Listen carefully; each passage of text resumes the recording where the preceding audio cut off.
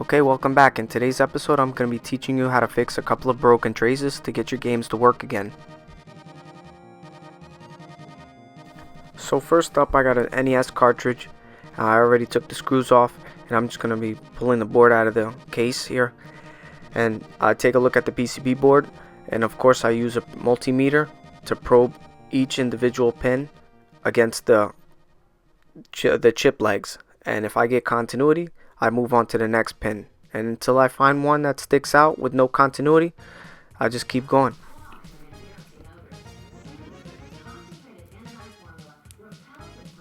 So of course, I don't always just go one at a time in order. Sometimes I'll check to see if there are any clearly broken traces.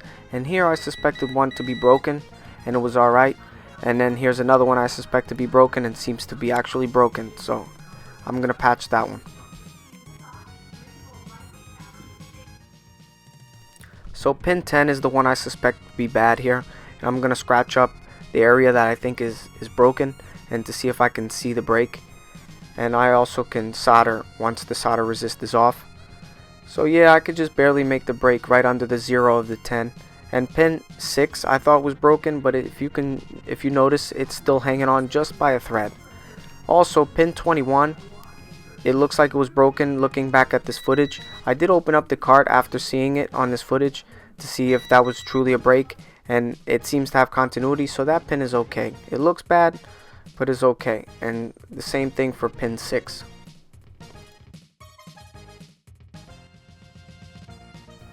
So I'm going to patch this with a resistor leg, just the end of it, and I'm going to clip the lead, the excess off, and that should do it. It's not going to win any beauty contests, but that should do it.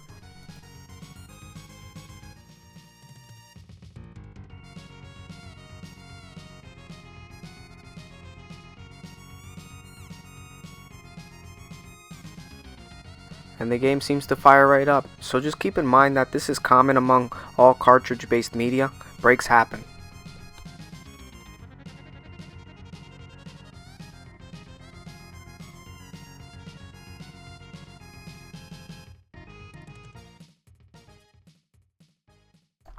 So then I'm just going to quickly reassemble everything, close it up, and move on to the next cartridge.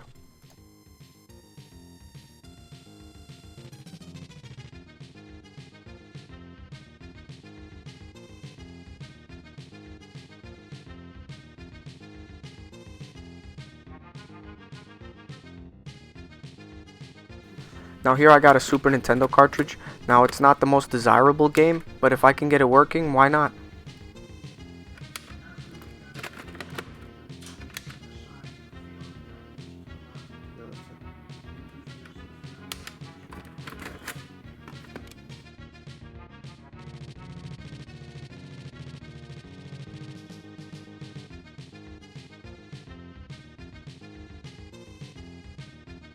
So here's a close-up of the PCB. Now I don't even need a multimeter to see these breaks. So it's right here on this pin, and also another break over on this side.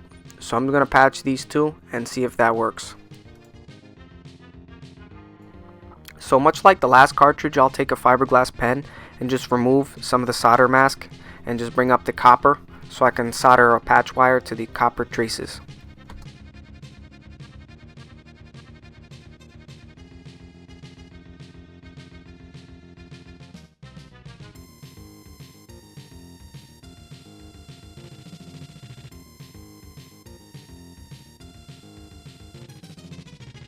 Now these traces are pretty bad. I don't know how these traces get eaten away like that.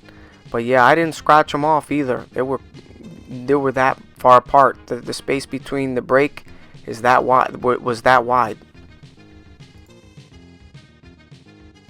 So since this break isn't that long, I don't need this whole wire to patch this. I just need the end of it. So I'm just going to patch it with the end of this wire, the exposed wire, and then I'll clip off the rest, the excess.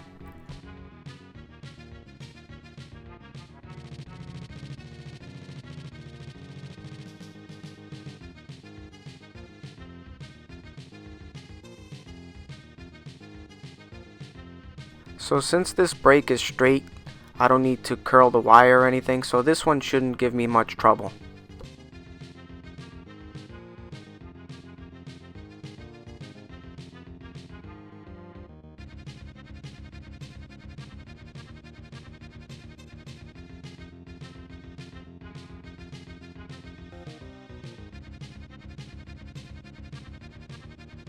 So it seems like the solder mask was still on there. It was resisting the solder, so I actually had to scratch up some more of the PCB, some more of the solder resist.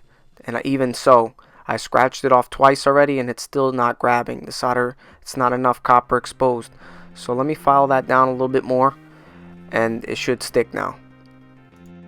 Now when I do these patches, I don't like to obstruct the pin in any way. I like to scratch off some of the solder mask off the top of the head of the pin, so when I insert this cartridge there's no protruding bumps or anything that can ruin my pin connector into my consoles.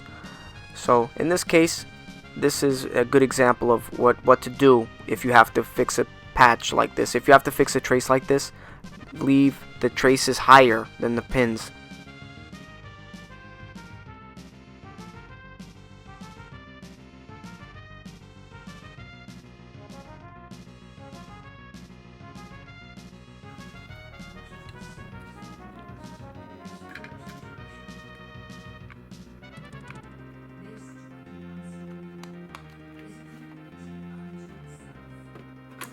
So I'll assemble this with one hand. I know it's pretty difficult and I'll try it.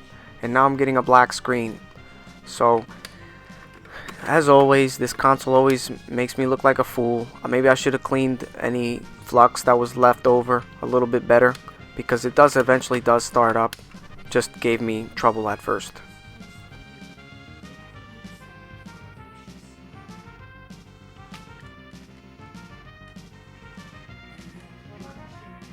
So that's all there is to it. Fixing a trace isn't really that hard. I wish there was more to show. I know this video is only about 7 or 8 minutes long, but you got 2 cartridges for one in one video. So yeah, I wish this videos could be 30 minutes long, but these traces aren't. Patching a trace isn't really that complex. So I hope you like this video nonetheless. I hope you give this a thumbs up and comment down below and tell me what you think about these videos. And once again, thank you for watching.